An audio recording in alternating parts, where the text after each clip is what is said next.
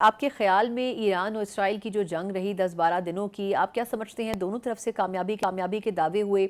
आज पेंटागन की तरफ से भी और अमरीकी वज़ीर दिफ़ा की तरफ से बड़ी तफसीली ब्रीफिंग दी गई है और उसमें भी वो यही बात कर रहे थे कि अमरीका ने बड़ी इसमें कामयाबी हासिल की, हालांकि असल जंग तो इसराइल और ईरान की आपस में थी। आप क्या समझते हैं सर कि किस मुल्क को कितना डैमेज पहुंच सका है इस जंग से? इसराइल का मौकफ ये रहा है कि ईरान जो है वो न्यूक्लियर वेपन के करीब आ गया है, बनाने के करीब आ गया है। तो अब ये मसला ये था कि उस पे फिर यूएस ने जो शामिल हुई उसका एक और वजह भी थी, क्योंकि जो अंडरग्राउंड इनकी न्यूक्लियर फैसिलिटीज थी उसको इसराइल के मिसाइल से तबाह नहीं हो सकते थे। तो उसको जो deep inside deep in the earth जो थे उनको जो है वो फिर बी टू बॉम्बर से निशाना बनाया गया। अब मसला इसमें आती है कि अमेरिका का कहना ये था कि उनका मकसद ये था कि उस चीज़ को तबाह किया जाए, लेकिन एक उस पर एक अच्छा खासा जो है एक मुबाहिसा भी हो गया, क्योंकि बहुत सारे खासतौर पर अमेरिकन न्यूज़पेपर ने हवाला दिए दिया था अमेरिकन इंटेलिजेंस एजेंसी के हवाले से कि जो है वहाँ पे इतनी तबाही नहीं हुई जितना कि दावा किया जा रहा था। हम्म। लेकिन अब फिर जो है वो इस पे काफ़ी डिफेंसिव अमेरिका हुआ है। और आज भी आपने देखा कि एक लंबी चौड़ी प्रेस कॉन्फ्रेंस जिसमें वहाँ के वजीर दफा ये कह रहे हैं, और उससे पहले ट्रम्प का ये बयान था कि बहुत ज़्यादा नुकसान हुआ है, वो इस वक्त ईरान इस काबिल नहीं है कि न्यूक्लियर वेपन स्टेज पे पहुंच सके, कम से कम 2-3 साल से।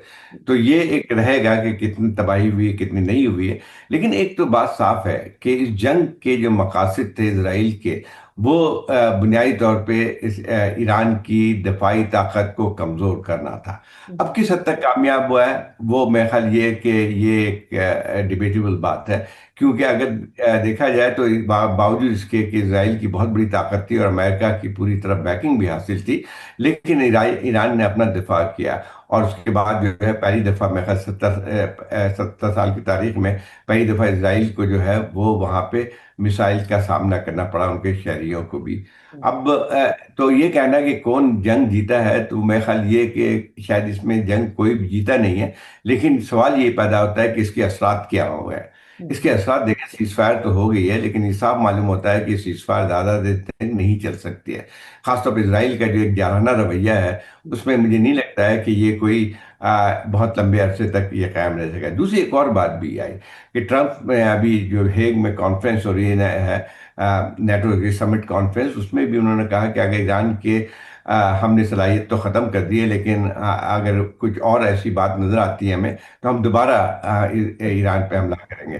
तो अब ये सारी चीज़ें जो है, एक देखा जाए तो एक जिसको मैं कहता हूँ टेंटेटिव सीज फायर है। इस वक्त कोई भी हतमी तौर पे वो नहीं है, और एक ऐसी सूरत हाल बन के आ रही है जो मैं कि किसी वक्त भी दोबारा एक जंग में तब्दील हो सकती है। बहुत इंपॉर्टेंट सर एस्पेक्ट्स हैं जिनके ऊपर आपने अपनी राय दी है। अच्छा सर, ये तो आपने कुछ चीज़ों की तो निशानदेही कर दी। अब बज़ाहिर आप ये कह रहे हैं कि ईरान तो इंटरेस्टेड नहीं था कि ये वॉर शुरू हो, उसके ऊपर मुसल्लत की गई। लेकिन अब ये भी एक एस्पेक्ट है ना सर कि इसराइल एक तरफ गज़ा के अंदर इंगेज है, एक तरफ उसने दूसरा महाज खोल लिया। फिर बात ये की गई कि जी ये इस किस्म की जौहरी तनसीबात पर काम कर रहे हैं, लेकिन बाद में बात हुई कि जी रिजीम चेंज हमें चाहिए। आप समझते हैं कि पस्से पर्दा इनका एजेंडा कुछ और था और बज़ाहिर जवाज़ बनाया गया एटमी तनसीबात को या एटमी रिएक्टर्स को? दूसरा, आपके ख्याल में पाकिस्तान का किरदार आप किस तरह देखते हैं? जिस तरह आज शहबाज शरीफ साहब कह रहे थे कि पाकिस्तान ने बड़ा अहम रोल अदा किया है, आप समझते हैं कि वाकई वो अहम रोल तस्लीम भी किया गया बैनुल अक़वामी सतह पर? देखिए, एक तो पहली बात यह है कि इसराइल का जो आपने बताया कि मकसद क्या था, यकीनी बात यह है कि अभी की बात नहीं है। इसराइल दो दहाइयों से कोशिश ये कर रहा था किसी तरह से अमेरिका को इस बात पे तैयार किया जाए कि वो वहाँ पे ईरान के खिलाफ जंग छेड़े या उनके जो भी तनसीबात हैं उनको ख़त्म करे, लेकिन कामयाब नहीं हुआ। और मैं ख्याल उस ज़माने में जो अमेरिकन एडमिनिस्ट्रेशन थी दूसरी इस बात पे तैयार नहीं थी, और उसके बजाय उन्होंने निगोशिएशंस को तरजीह दी थी। और एक मुआहदा भी हो गया था 2015 में, जिसको ट्रम्प की पहली हुकूमत ने ख़त्म कर दिया था।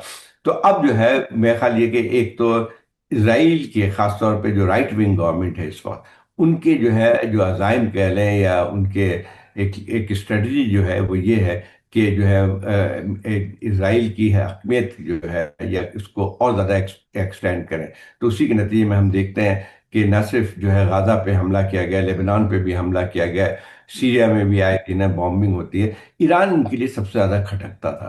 तो हम्म। मेरा ख्याल ये है कि ये इस वक्त में इंतज़ार में थे कि किसी तरह उसके ऊपर किया जाए। और मेरे ख्याल उनको एक साथी हलीफ भी मिल गया प्रेसिडेंट ट्रम्प की सूरत में। उन्होंने ये न सिर्फ जो इजरायली हमला था उसकी एक लिहाज से अप्रूवल हुई थी, अमेरिका के अप्रूवल के बगैर तो नहीं होता था, और उसके बाद जो खुद अमेरिका की बराह रास्त में शिरकत भी शामिल थी। तो उसका देखें, दूसरी एक और बात भी आती है कि ईरान के लिए सबसे बड़ा खतरा नजर आती थी इसराइल के लिए।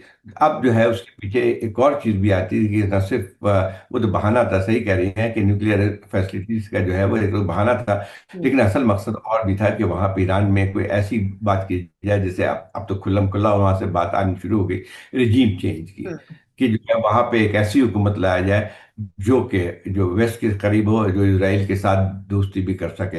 मेरा ख्याल ये है कि ये अब वो ये चीजें तो खुल के सामने आई हैं, और हम्म। कोशिश अभी तक है होगी उनकी, लेकिन शायद इतना आसान नहीं है ये कहना कि वहां पे किसी तरह से रिजीम। देखिए, दो तरीके होते हैं रिजीम चेंज करने के। एक तो हम देखते हैं कि बूट्स ऑन द ग्राउंड, जैसे कि पिछले हम दहाइयों में देखते हैं कि कई जगह ऐसा रिजीम चेंज अमेरिका ने करवाए हैं, जैसे कि इराक की सबसे बड़ी मिसाल नजर आती है। हम्म। लेकिन वो उस जंग में जो कि 2003 में उन्होंने छेड़ी थी, हम्म। 10 लाख इराकी उसमें मारे गए थे, और उसके बाद कामयाबी उस तरह से नहीं हुई उनकी। ठीक है, सद्दाम हुसैन को ख़त्म कर दिया उन्होंने, लेकिन अगर ये सूरत हाल ईरान में होती है, अगर फर्ज कीजिए हम्म। अमेरिका बरास कभी जंग में शामिल होता है या इसराइल भी, तो फिर ये जंग इतनी आसान नहीं होगी, क्योंकि जंग छेड़ना तो बहुत आसान होता है किसी के लिए भी, लेकिन उससे निकलना इतना आसान नहीं होता, और ये कोई आउटकम उसका डिक्टेट नहीं कर सकता है। हम्म। तो मेरा ख्याल ये है कि कोशिश इनकी रहेगी, और मुझे लगता है कि ये सीज फायर हद से हद जो है चंद हफ्तों तक रहेगी, फिर हम देखते हैं कि वहां पर मेरे ख्याल दोबारा एक जारियत शुरू हो जाएगी। सर, ये आपने आखिर में बड़ा इंपॉर्टेंट पॉइंट है जिसकी निशानदेही की है